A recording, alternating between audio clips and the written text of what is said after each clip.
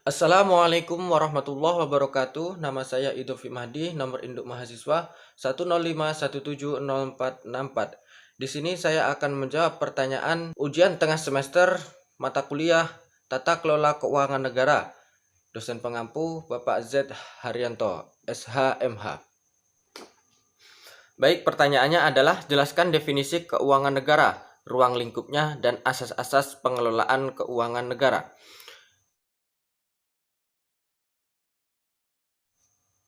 Pertama kita akan membahas tentang definisi keuangan negara. Dapat kita ketahui bahwa keuangan negara merupakan semua hak dan kewajiban negara yang dapat dinilai dengan uang, serta segala sesuatu baik berupa uang maupun berupa barang yang dapat dijadikan milik negara, berhubungan dengan pelaksanaan hak dan kewajiban tersebut.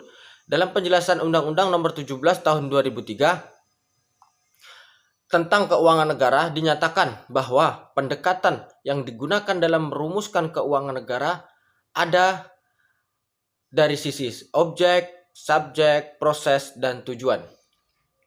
Pertama kita akan bahas dari sisi objeknya. Yang dimaksud dengan keuangan negara meliputi semua hak dan kewajiban negara yang dapat dinilai dengan uang, termasuk kebijakan dan kegiatan dalam bidang fiskal, moneter, dan pengelolaan kekayaan negara yang dipisahkan, serta segala sesuatu baik berupa uang maupun berupa barang yang dapat dijadikan milik negara berhubung dengan pelaksanaan hak dan kewajiban tersebut. Dilanjutkan yang dari sisi subjek, yang dimaksud dengan keuangan negara yaitu meliputi seluruh subjek yang memiliki atau menguasai objek sebagaimana tersebut di atas, yaitu pemerintah pusat, pemerintah daerah, perusahaan negara dan daerah, dan badan-badan yang lain ada kaitannya dengan keuangan negara. Nah, dari sisi proses, keuangan negara mencakup seluruh rangkaian kegiatan yang berkaitan dengan pengelolaan objek sebagaimana tersebut di atas, mulai dari perumusan kebijakan dan pengambilan keputusan sampai dengan dipertanggungjawabannya. Dari sisi tujuan, keuangan negara meliputi seluruh kebijakan, kegiatan, dan hubungan hukum yang berkaitan dengan pemilikan dan atau penguasaan objek sebagaimana tersebut di atas dalam rangka penyelenggaraan pemerintahan negara.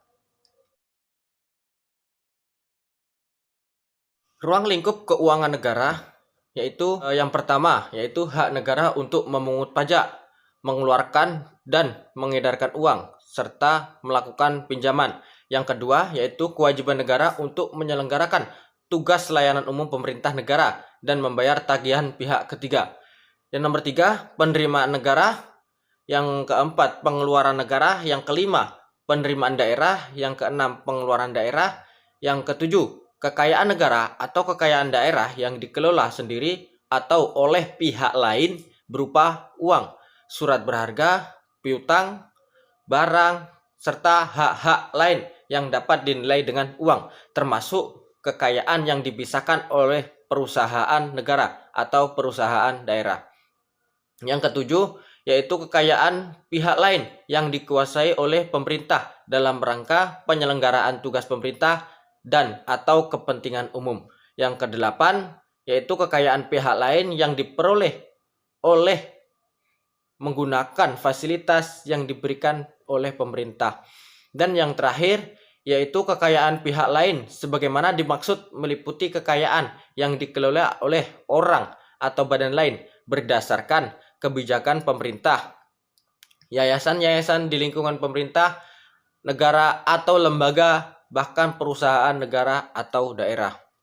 Pembahasan selanjutnya yaitu tentang asas-asas pengelolaan keuangan negara.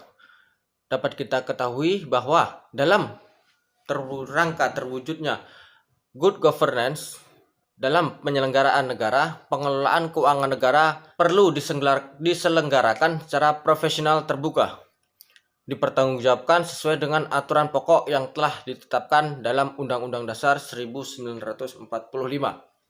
Aturan pokok keuangan negara telah dijabarkan di dalam asas-asas umum yang meliputi baik asas-asas yang lama telah dikenal dalam pengelolaan keuangan negara seperti asas tahunan, asas universal, asas kesatuan, dan asas spesialitas. maupun asas-asas baru sebagai pencerminan penerapan kaidah yang baik dalam pengelolaan keuangan negara. Pertama yaitu asas tahunan, yaitu memberikan persyaratan bahwa anggaran negara dibuat secara tahunan yang harus mendapat persetujuan dari badan legislatif atau yang sering disebut dengan DPR. Yang kedua yaitu asas universal atau kelengkapan, yaitu memberikan batasan bahwa tidak diperkenalkan terjadinya pencampuran antara penerimaan negara dengan pengeluaran negara. Yang ketiga, asas kesatuan, yaitu mempertahankan hak budget dari Dewan secara lengkap. Berarti semua pengeluaran harus tercantum dalam anggaran. Yang keempat, asas spesialitas, yaitu mensyaratkan bahwa jenis pengeluaran dimuat dalam mata anggaran tertentu atau tersendiri dan diselenggarakan oleh secara konsisten, baik secara kualitatif maupun kuantitatif. Yang selanjutnya yaitu asas akuntabilitas berorientasi pada hasil, mengandung makna bahwa setiap pengguna anggaran wajib menjawab dan menerangkan kinerja organisasi atas keberhasilan atau kegagalan suatu program yang menjadi tanggung jawabnya. Yang selanjutnya yaitu asas profesionalitas, yaitu mengharuskan pengelolaan keuangan negara ditangani oleh tenaga yang profesional. Selanjutnya yaitu asas proporsionalitas, yaitu pengalokasian anggaran yang dilaksanakan secara proporsional pada fungsi-fungsi kementerian atau lembaga sesuai dengan tingkat prioritas dan tujuan yang ingin dicapai. Selanjutnya, asas keterbukaan dalam pengelolaan keuangan negara mewajibkan adanya keterbukaan dalam pembahasan, penetapan, dan perhitungan anggaran, serta atas hasil pengawasan oleh lembaga audit yang independen. Yang terakhir yaitu asas pemeriksaan keuangan oleh badan pemeriksaan yang bebas dan mandiri, memberikan kewenangan lebih besar dari badan pemeriksaan keuangan untuk melaksanakan pemeriksaan atas pengelolaan keuangan negara secara objektif dan independen. Kita lanjut pertanyaan yang kedua, yaitu menyikapi pandemi COVID-19 yang terjadi di tanah air, beberapa kebijakan telah dikeluarkan pemerintah terkait penggunaan pos-pos keuangan tertentu yang dialihkan dalam rangka penanggulangan COVID-19. Dimaksud seperti penggunaan dana desa dan dana pilkada misalnya. Menurut saudara, sudah tepatkah kebijakan dan langkah yang diambil pemerintah dimaksud dalam perspektif pengelolaan keuangan negara? Jelaskan. Bahkan dalam sehari saja bisa mencapai ribuan korban yang terkena akan pandemi COVID-19 ini. Oleh sebab itu, maka pemerintah mengambil suatu kebijakan, yaitu pengalih fungsian atau pengalokasian dana pilkada 2020 ini untuk penanggulangan COVID-19 ini. Kalau menurut saya, itu pemerintah mengambil suatu kebijakan tersebut adalah langkah yang tepat. Itu semua dilakukan demi menyelamatkan warga negara yang tinggal di Indonesia saat ini, karena telah kita ketahui akan bahayanya pandemi COVID-19 tersebut. Kebijakan pemerintah yang diambil saat ini merupakan suatu langkah yang tepat guna menyelamatkan Indonesia dari pandemi COVID-19 ini.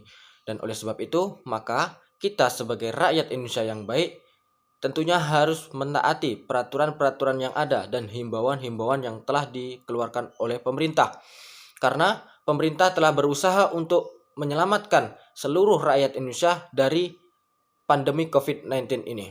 Dan kita sebagai warga negara tentunya juga harus membantu akan pemutusan rantai pandemi COVID-19 ini. Terima kasih, demikianlah video yang dapat saya sampaikan. Semoga bermanfaat untuk kita semua. Saya Idul Fimadi. Assalamualaikum warahmatullahi wabarakatuh.